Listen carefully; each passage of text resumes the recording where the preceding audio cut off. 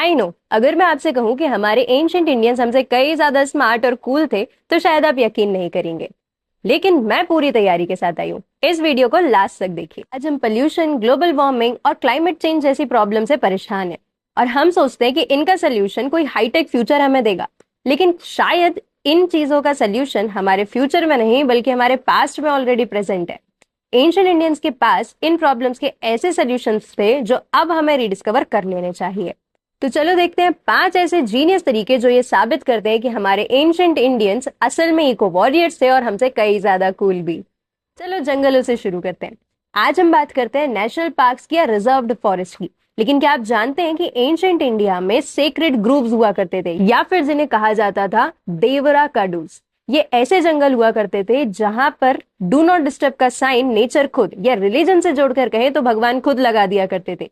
ऐसे जंगलों में हंटिंग करना, पेड़ काटना स्ट्रिक्टली मना होता था। किसी भी प्रकार की एक्टिविटी, इवन रेंडमली लोग घूमते भी नहीं थे उस जगह पर। और इसका साइंटिफिक साइड इफेक्ट क्या हुआ? ऐसे जंगल बन गए बायोडाइवर्सिटी हॉटस्पॉट। रेयर स्पीशीज के लिए, चाहे वो पेड़ों की हो या एनिमल्स की हो, उनके लिए एक बहुत ही सेफ घर। क्योंकि ऐसे जंगलों को कानून ने नहीं बचाया, ऐसे जंगलों को बचाए रखा कम्युनिटी के विश्वास ही। और उन्होंने हमें सिखाया कि नेचर को बचाने का सबसे अच्छा तरीका है कि उसे बस अकेला छोड़ दिया जाए। क्योंकि सबसे बड़ा खतरा नेचर को हम इंसानों से ही है, जो बने बनाए जंगलों को काट कर दूसरी जगह एफॉरेस्टेशन चालू करते हैं। और ये बहुत छोटी सी बात है, समझाने लायक नहीं है कि एक जंगल को बनने में कितने साल लग सकते हैं। अब बात करते हैं पानी की।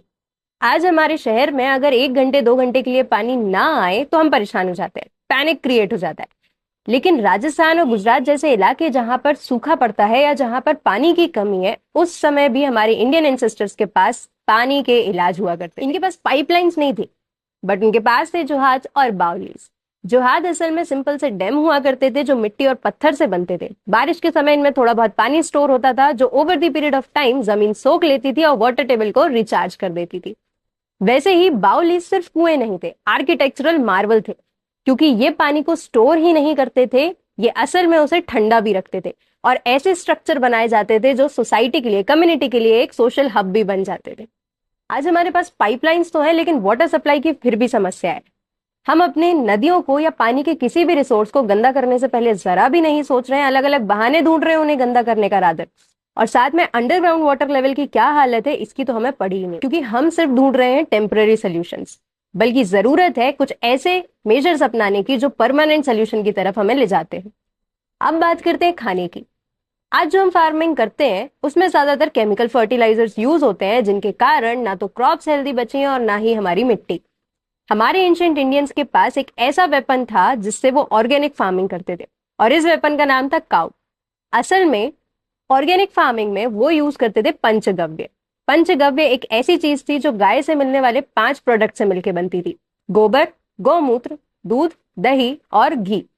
ये पंचगव्य ना सिर्फ प्लांट को बल्कि मिट्टी को भी जिंदा कर देता था, और साथ में एक नेचुरल पेस्ट कंट्रोल की तरह भी काम करता था, और फार्मर्स को इसके लिए लोन भी नहीं लेना पड़ता। आई नो, आज हमारी डिमांड्स पहले से बहुत ज्यादा है, प्रोडक्शन लेवल काफी ज्यादा इंक्रीज हुआ है, लेकिन फिर भी केमिकल फर्टिलाइजर्स यूज करने से क्रॉप्स, हमारी हेल्थ और मोर इम्पोर्टेंटली हमारी मिट्टी जो है वो खराब हो रही है। इसलिए ज्यादा जरूरी है कि हम कोशिश करें ज्यादा से ज्यादा ऑर्गेनिक फार्मिंग को प्रमोट करने की। Next one is zero waste lifestyle. आज बहुत सारे इन्वायरमेंटलिस्ट या जागरूक लोग चिल्ला चिल्ला कर कह रहे हैं कि भाई जीरो वेस्ट लाइफस्टाइल अपना लेनी चाहिए हमें। पर क्या आप जानते हैं कि हमारे इंडियन एंसेस्टर्स के पास वेस्ट जैसा कंसेप्ट नहीं था, क्योंकि हर प्रोडक्ट का एक अगला उपयोग उनके पास तैयार होता था। जैसे कि किचन वेस्ट खिलाने लायक जानवर को खिला दिया जाता था, अगर खिलाने लायक नहीं है तो उससे बन जाती थी नेचुरल खाद, यानी ऑर्गेनिक फार्मिंग में काम आने वाला मैन्योर। पुरानी साड़ियों से या कपड़ों से थैले या गोदड़ी या चटाई जैसी चीजें बन जाती थी। पुराने डब्बे कुछ नया सामान रखने के काम आ जाते थे। असल में उन्होंने हमें सिखाया कि सस्टेनेबिलिटी का मतलब ये नहीं है कि आप इको फ्रेंडली सामान खरीदते जाएं, बल्कि जो भी आपके पास अवेलेबल है आप उसका बेस्ट पॉसिबल यूज कीजिए। उसको डिस्कार्ड करने से पहले ज्यादा से ज्यादा उसे उपयोग कर लेना चाहिए। पर वो ये सब करते क्यों थे? सिर्फ जिंदा रहने के लिए? नहीं, असल में वो इको स्पिरिचुअलिटी में मानते थे। मतलब कि नेचर उनके लिए सिर्फ एक रिसोर्स नहीं है जिसे एक्सप्लॉइट करके वो अपनी जरूरतें पूरी कर सकते हैं। नेचर उनके लिए एक स्पिरिचुअल आइडेंटिटी थी, एक तरीके से भगवान था। जब उन्होंने अपने नेचर को अपने कल्चर से जोड़कर देखना चालू किया तो उन्होंने उसे प्रिजर्व करना चालू कर दिया भगवान की तरह। और बहुत लॉजिकल भी है कि अगर आप धरती को अपना घर मानते हैं, अगर आप नदियों को अपनी माता मानते हैं, तो आप उन्हें गंदा नहीं करेंगे। हम आज भी ऐसे बहुत सारे कल्चरल सिग्निफिकेंस से तो जुड़े हुए हैं, लेकिन फिर भी हम उनके पीछे का लॉजिक, उनके पीछे का कनेक्शन भूल चुके हैं।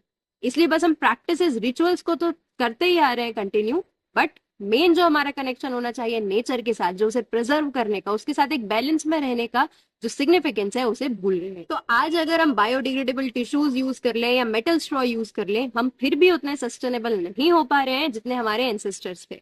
असल में ये पॉइंट, इस वीडियो का पॉइंट आपको गिल्टी फील कराना नहीं, बस आपको इतना बताना है कि कंजम्पशन को कंजम्पशन की तरह रखा जाए। ओवर कंजम्पशन से हर चीज खराब हो रही है, हमारे नेचर का बैलेंस बिगड़ रहा है। तो जितना ज्यादा रिड्यूस कर सके, सबसे पहला पॉइंट तो रिड्यूस करना चाहिए अपने कंजम्पशन को, अपने यूसेज को।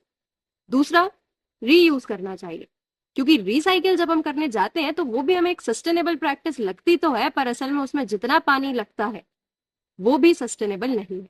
सो आई होप इस वीडियो से आपको कुछ सीखने को मिला होगा, क्योंकि मुझे काफी कुछ सीखने को मिला है। अगर आपको ये वीडियो पसंद आया और आप ऐसे ही वीडियो लाना चाहते हैं तो अनुशाला को सब्सक्राइब कर दीजिए, इस वीडियो को लाइक कर दीजिए और अपने दोस्तों के साथ शेयर करना ना भूलें।